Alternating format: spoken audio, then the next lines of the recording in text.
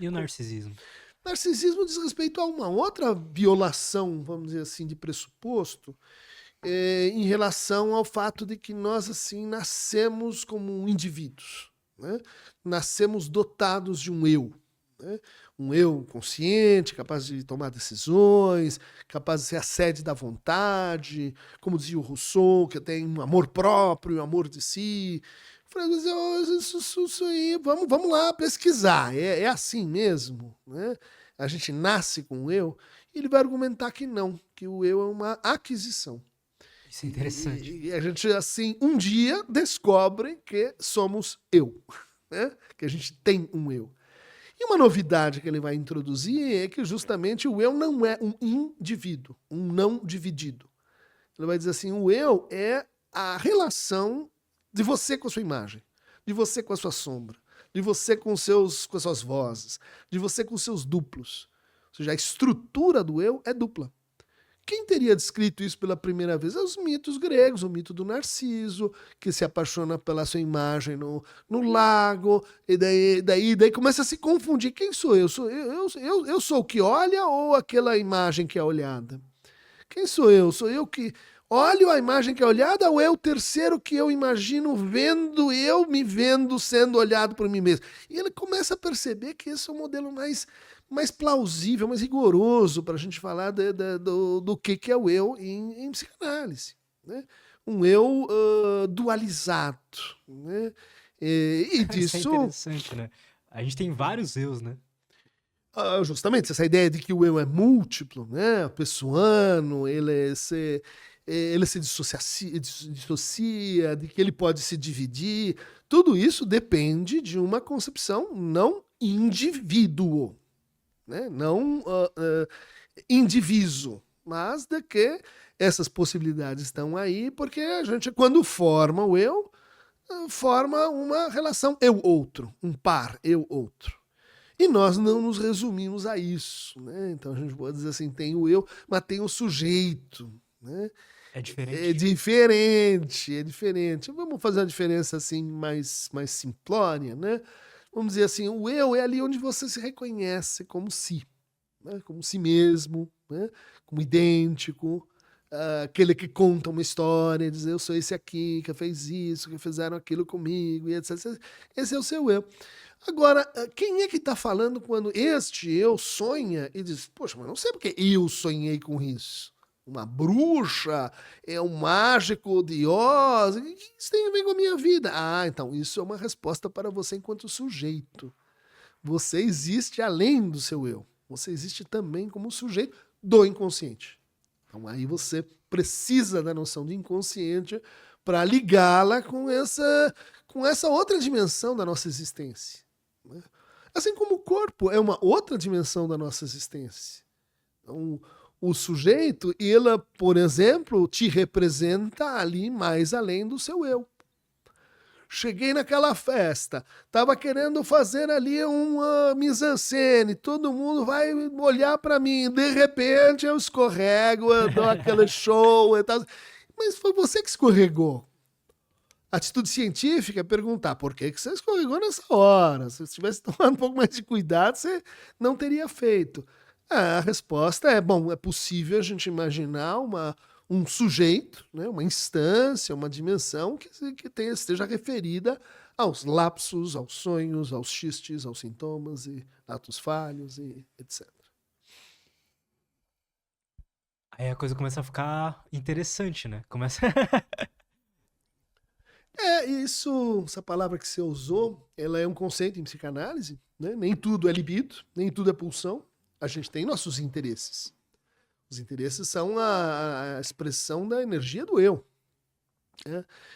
E uma vez perguntaram para o Freud por que você pratica psicanálise? Ela é melhor que as outras formas de terapia? Prova que isso aí funciona? Por que você não continua a praticar as técnicas que existiam na época?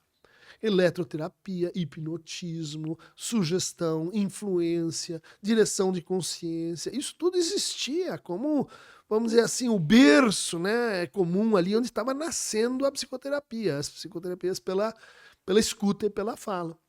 E o Freud diz assim, olha, é possível que, enfim, a psicanálise reverta sintomas e etc, mas eu escolhi e eu inventei esse negócio porque isso aqui é interessante. Porque a vida como médico, prescrevendo, mandando os pacientes, enfrentando, é meio chata, né? Psicanálise é uma aventura de descoberta, e é uma aventura para os dois lados. Para quem, para quem escuta e para quem fala e vai nessa jornada descobrindo coisas sobre si, e como vimos, né, coisas além do si, né? Para além do que você mesmo se acha, se reconhece, se entende. Isso é interessante porque eu, pelo menos, acho que muita gente pode se identificar com isso.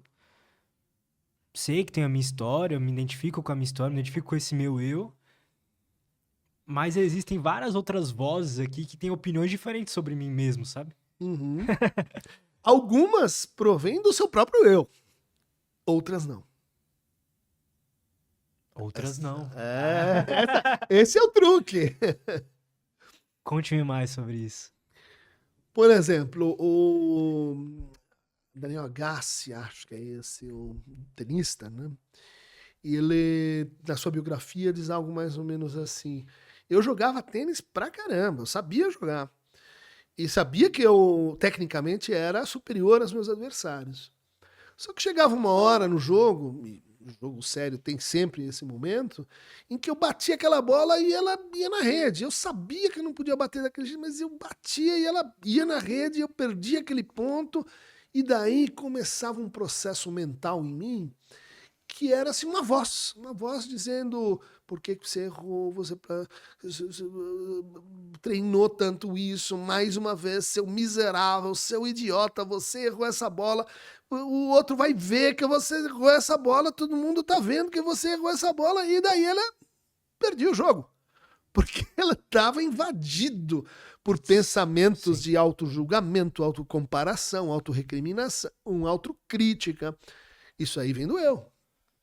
Isso aí é aquela duplo do eu que mais adiante o Freud vai chamar assim, olha, ó, quem é o gerente dessa função é o super eu, né? Super eu, né? Uma variante do eu. Essa voz, né, que fazia o HC perder, né, ele diz assim, eu aprendi a silenciar ela. Eu aprendi a, quando isso acontece, não brigar comigo, né? Ou seja, respeitar que isso aconteceu porque eu não sou o senhor em minha própria morada. Eu não sou o cavaleiro andante que decide o cavalo vai para cá e para lá. Eu sou mais do que isso. E menos do que isso, em certo sentido, né? Então, por isso eu brinquei contigo. Essas vozes, às vezes, elas são esses ecos, esse discurso mental da gente perseguindo uma imagem unificada. Geralmente essa voz aparece aonde? Quando tem uma crise. Perdi a bola. Acho que não vou conseguir ganhar essa ponto na minha profissão. Acho que o outro não me ama. Acho que, bom, esses duplos, eles são eliciados, eles são assim, fermentados por situações em que a gente não queria ser duplo. A gente queria ser um só, unidimensional, né? E aí começa essa batalha dentro do eu, e quanto mais essa batalha vai ganhando espaço na vida da pessoa, muitas vezes menos ela se escuta enquanto sujeito. Por quê? Porque essa batalha é uma batalha narcísica. É uma batalha de imagens. É uma batalha como estou vendo, sendo visto, quem sou eu. Não é uma batalha sobre que desejo eu quero aqui. Mas isso é importante, né? Em um certo nível. Inevitável. Vamos dizer, importante, inevitável. Vem no pacote básico. Comprou o carro, sem acessórios, vem com isso. Tem como isso não se tornar um problema? Tipo, ser uma ferramenta, ser algo que mais ajude do que atrapalhe? Tem. Tem essa ideia de que há uma certa afinidade entre a ética da psicanálise e as éticas do budismo, do zen, das éticas orientais, né? Porque a gente começa a perceber que o caminho para o tratamento é deflacionar o eu. É diminuir o tamanho. É diminuir o tempo gasto com isso. Né? Você não vai eliminar.